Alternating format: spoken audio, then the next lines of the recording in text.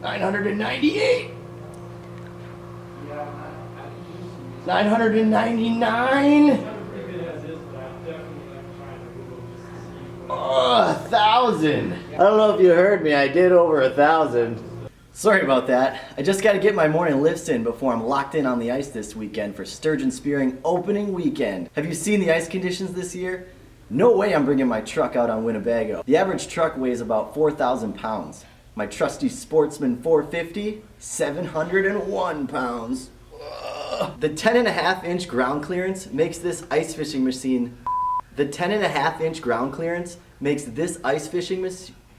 The 10.5 inches of ground clearance makes this ice fishing machine suitable for nearly any rut or ice bridge you're going to cross while heading out to the honey hole.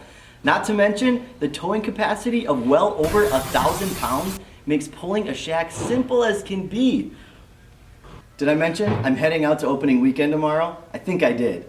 There's word around town that the Loch Ness Monster herself is in these waters, and I'm fixing to find her. When I do find her, I'm told she's about 180 pounds. This is the exact weight limit of a rear rack on a Sportsman 450.